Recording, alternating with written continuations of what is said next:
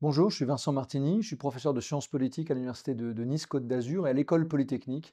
Et je vais vous parler du livre Les temps nouveaux, en finir avec la nostalgie des Trente Glorieuses. Alors justement, pourquoi faut-il en finir avec la nostalgie des Trente Glorieuses, Vincent Martini? Alors, il ne faut pas finir avec la nostalgie, parce que la nostalgie individuelle, elle est compréhensible. Ce avec quoi il faut mettre un terme, ce à quoi il faut mettre un terme, c'est plutôt une forme de nostalgie comme un récit politique, une instrumentalisation du passé pour nous empêcher de penser les défis du présent et donc l'avenir. Alors ça passe par quoi, justement? Eh bien, on a l'impression que notre société, elle fonctionne comme une immense radionostalgie. Des forces politiques de gauche comme de droite nous vantent soit le grand soir, soit au contraire une société traditionnelle où les hommes dominent les femmes, où les Français dominent les immigrés, où les patrons dominent les ouvriers. Des sociétés hiérarchisées, arc-boutées autour de valeurs travail ou de valeurs traditionnelles, si ce n'est chrétiennes. Eh bien, ce que nous appelons dans les temps nouveaux à changer, c'est justement ce récit qui ne correspond plus à la France d'aujourd'hui, une France beaucoup plus ouverte, une France qui est en prise avec des grandes transitions, des transitions dans les rapports entre les hommes et les femmes, des transitions sur les questions écologiques et environnementales, mais aussi liées au modèle de consommation, des transitions sur la nature culturelle des sociétés, des transitions technologiques. Et c'est ces transitions que nous détaillons dans ce livre. Ce serait comme un carcan qui nous empêche de penser l'avenir, finalement, Vincent Martini. Et donc il faut peut-être pas en finir, mais quand même, peut-être l'assouplir. Oui, c'est pas avec la période qu'il faut en finir, parce que cette période, historiquement, elle est terminée de toute manière. C'est plutôt avec la manière dont on raconte le présent.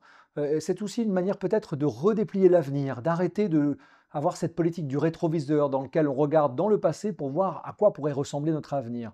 Je crois que nous vivons des périodes de transformation fondamentales, mais aussi passionnantes, des périodes qui sont porteuses du meilleur et peut-être du pire, mais aussi quand même, et avant tout du meilleur. Et à ce titre-là, nous devons réfléchir à qu'est-ce que nous avons dans les mains pour le transformer dans un monde plus désirable.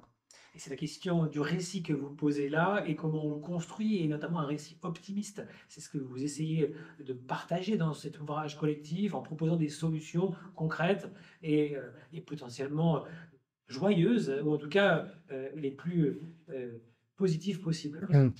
Oui, ce livre est à la fois un manifeste, une analyse et un manifeste qui fait une sorte d'optimisme politique, hein. Patrick Boucheron, le grand historien du Pas de Collège de France, disait: il y a une façon politique d'exercer sa joie. Eh bien, moi, je crois qu'on a une façon aussi politique d'exercer l'optimisme, de croire qu'il est possible de réinventer un avenir d'une société de prospérité qui ne soit pas pensée à l'aune de ce qu'on a fait il y a 50 ans, mais qui prenne en considération les enjeux du présent et avant tout les enjeux environnementaux, les enjeux d'une plus grande égalité entre les hommes et les femmes, les enjeux de sociétés plus diverses ou plus inclusives, bref, les enjeux du monde tel qu'il est aujourd'hui et non pas du monde tel qu'on voudrait nous faire croire qu'il peut redevenir. Dernière question, Vincent Martini. Justement, ces questions de l'avenir, comment vous le dessinez, cet avenir positif?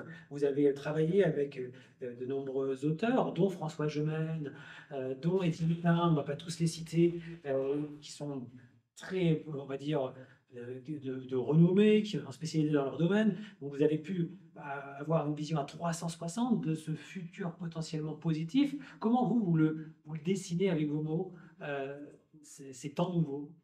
Bah, en fait, je dirais que les temps nouveaux dont nous parlons dans le livre, c'est-à-dire les temps nouveaux dans lesquels les hommes et les femmes seront beaucoup plus égaux et dans lequel la conversation qui les lie depuis des millénaires va être redéfinie, un monde dans lequel la transition environnementale va devenir une des priorités sur l'agenda social et demain sur l'agenda politique.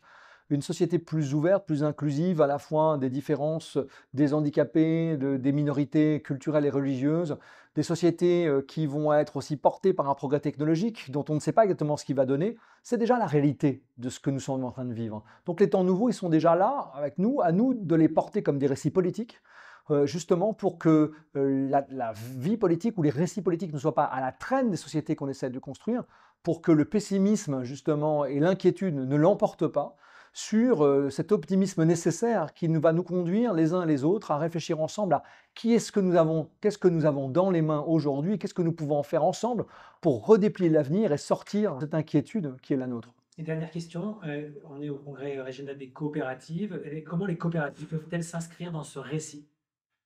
Bah, les coopératives, elles jouent un rôle central parce qu'elles ont compris que ce qui caractérise l'humanité, c'est le lien. Et donc, dans l'entreprise, comme dans la société, si vous voulez, il y a quelque chose que l'intelligence artificielle ne pourra jamais remplacer, c'est le lien des êtres humains entre eux. Et deuxièmement, les coopératives, elles sont centrales parce que, comme leur nom l'indique, elles sont basées sur l'idée d'une coopération plutôt que de compétition, sur l'idée d'une innovation et pas seulement d'une recherche du profit qui serait une recherche puérile et sans lendemain. Donc à ce titre-là, il me semble que le secteur des coopératives, il est absolument central dans la construction des temps nouveaux qui sont les nôtres.